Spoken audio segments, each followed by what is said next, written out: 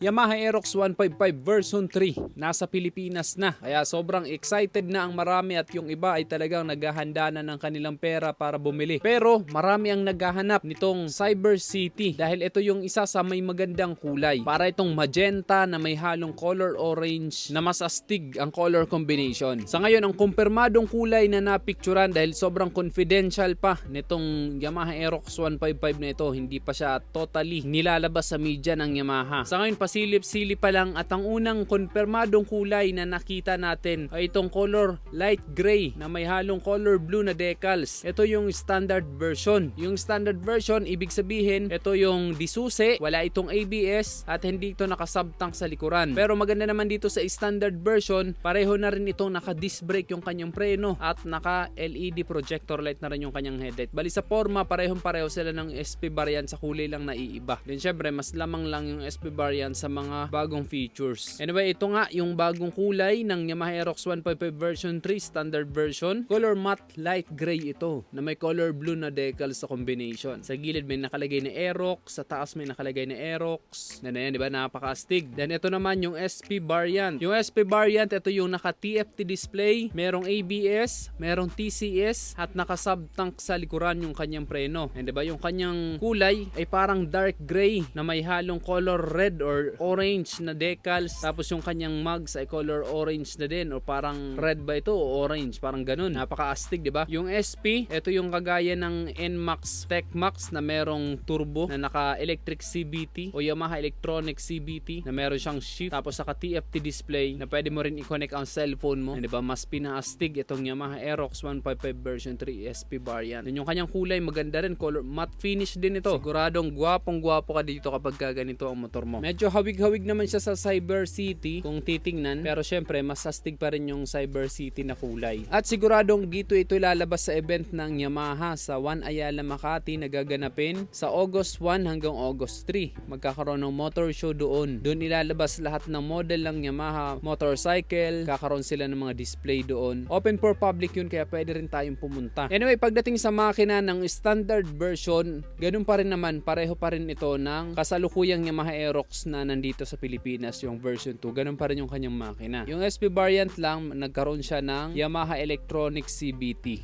Tapos meron siyang shift na kapag pinindot mo yun, para kang nagtuturbo. At ayun, diba, napaka-astig ng Yamaha Aerox 155. Siguradong madami ang matutuwa nito dahil poging-pogi nga naman talaga. At pagdating naman sa presyo, itong standard version ay nagkakahalaga ng 125,900 pesos. 163,900 pesos naman itong SP variant. So dalawang variant lang ang bagong Yamaha Aerox 155 ngayon. Ang standard at ang SP. Sa ibang bansa, meron sila dun tatlong variant. Ang standard, ang ABS at ang SP variant. At ang pinakamahal dito ay syempre itong SP variant dahil nga ito ay naka Yamaha Electronic CVT. Again, ito pa lang yung mga kumpirmadong kulay na nakita natin. Sa SP variant, itong color dark gray na may halong color orange. Yan ang kanyang color combination. At para naman sa standard version, itong color light gray naman. Then yung kanyang mugs ay color black lang. Pero syempre sa forma, napaka-astig pa rin. At sigurado talaga ako na maraming bibili nito, lalong-lalo na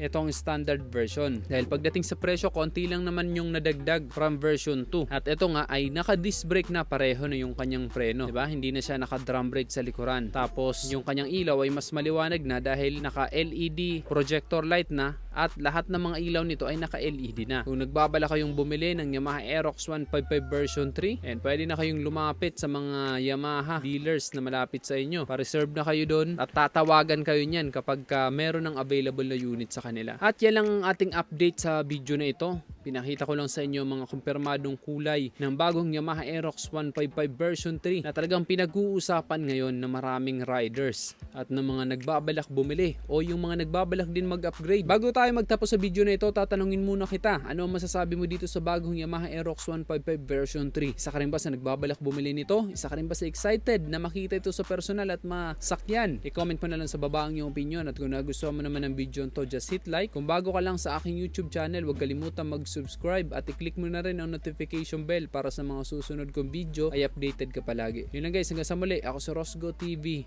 Ride safe always and God bless.